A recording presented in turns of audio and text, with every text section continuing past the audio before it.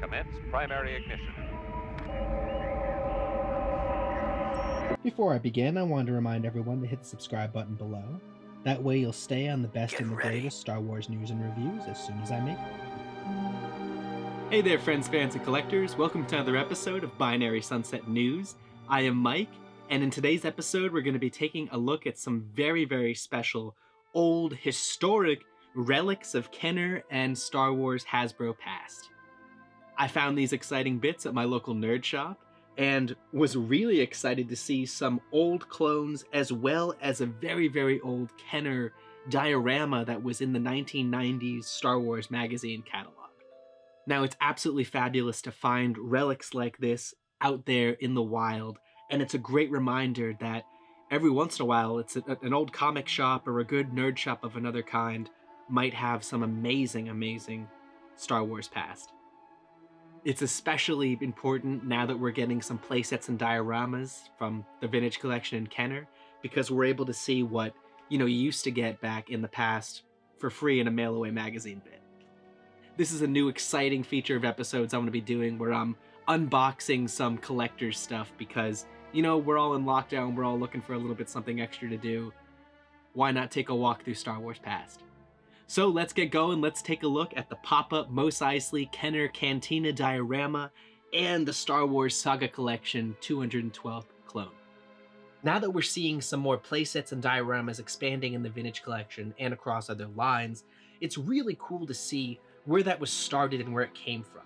Because not only is it a great idea for fans and collectors, it's a great marketing idea because, everybody wants to display their figures in a cooler and better way.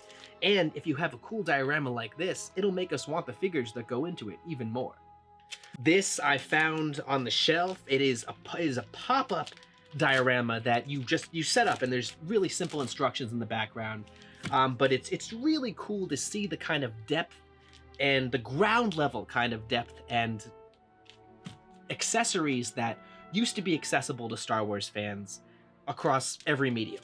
Now this was like a norm. This was like a normal, March weekend. They would put one of these things out. We would see a couple of these things a year, and it's a damn shame that we don't get stuff that's similar to this nowadays. We have it all packaged in this nice clear little plastic here.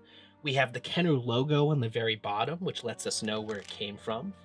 Moving on to the back, we have the open assembly instructions, which it looks like you kind of like a pop-up birthday card or something like that. You slide these little tabs into the slots. You have the opportunity to tape it if you like, but it looks like it all folds back up afterwards, so you don't have to keep it up. It's kind of like a traveling diorama, which is very, very cool. And the cardboard that's popping out of the top is not, it's like manila folder quality. So it's been, my God, it's almost been 20, it's been a lot of years since this came out. And it's been over 20 years since this came out, and it is still holding up quite nice.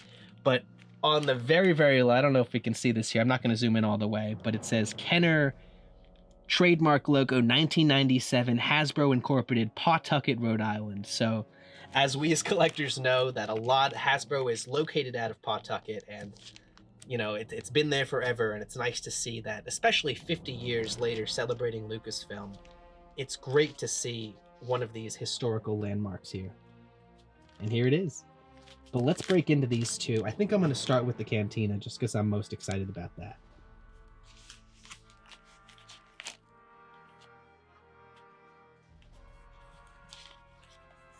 All right, now here we go.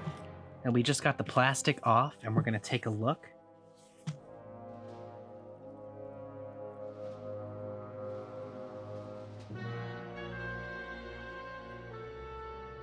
Here we have it.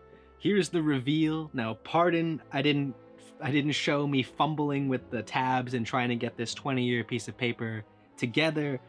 I had too much dignity for that, but it was well worth it. Take a look at this gigantically, just huge and beautifully designed piece of mail-away free Kenner masterpiece. But take a look at it was totally worth it. Take a look at this beautiful, massive, just piece of Star Wars history here. Now, I found this was a mail-away item. I don't even know if you had to pay for this back in 1997. I found this for $10 at my local nerd shop. Like, amazing. This is something that I feel like Hasbro would like make you pay like $30 for, even just for the size nowadays. But I mean, look at the painting in there. It is, as I mentioned, it is like a manila cardboard that's very, very sturdy. I'm going to do some close-ups of some of the amazingly well-painted kind of set pieces here, but we have through like a really, really easy to do after a minute, kind of like origami folding. There are tabs that form these little benches right here where figures can sit down. There's the table. I mean, where Han Solo and Greedo did their thing. There's this area over here where the band was playing. I mean, we got detail up the wazoo and crazy. So what a beautiful piece. I can't wait to have this as a display bit for any and all my figures, but just I wish we could see some more quality like this for some mail away stuff, either for the vintage collection or for anything. Vintage collection. For the vintage collection, I would like to see something like this, because that's where Kenner is now. But we're going to do some close-ups to see some of the detailing. But aside from the tables, just the bar pieces, it's just, it is sturdy. It is built to stand and last, and it folds right back up again, which is particularly cool. So we're going to skip now and do some details, but I'm just going to do one of the larger exterior shots here also, because the painting doesn't just go to the inside. It does have the exterior of the Mos Eisley Cantina with the kind of like sun-drenched building here. And yeah, I know you can see the tabs poking out, but man, this thing was free back in the day. This is $10 now. This is crazy, crazy cool. So we'll gently flip her around here again, but what a space. What a cool use of a mail-away promotional item. But let's do some close-ups. This thing is awesome. Yeah, wow. So glad I happened upon this, and so glad that it is of this quality. Here we are panning across the diorama, and you really can see the depth and the painting that they chose to do in terms of like the cardboard that they designed it for. It really does catch light well. It's very matte, and the lights that are drawn on the back of it really do look like that, you know, they're producing a light source. But look, here's one of the benches here. You know, it's not the best thing I've ever seen, but it is freaking amazing. Moving on to the bar here, you know, everything was a little fold and put in place, but it does look sturdy, and it is in scale to be able to hold your figures. Now, this one particularly, it's just some of the stuff in here is just so cool.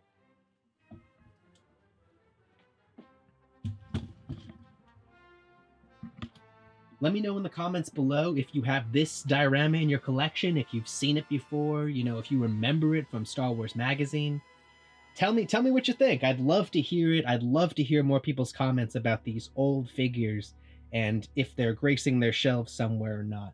Dioramas and playsets like this in the 375 scale really offer an unlimited amount of options for posing, displaying, and having your collectibles in a really attractive way, and I hope that Hasbro and Kenner can revitalize this and bring back some of these opportunities and some of these options. Star Wars is so special and close to our hearts because the universe that it exists in is so believable and so lived in and so real.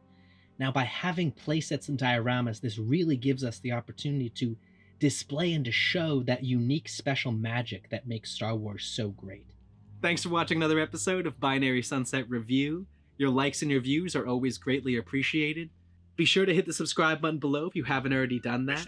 That way you'll stay on the best and the greatest Star Wars news and reviews as soon as I make them.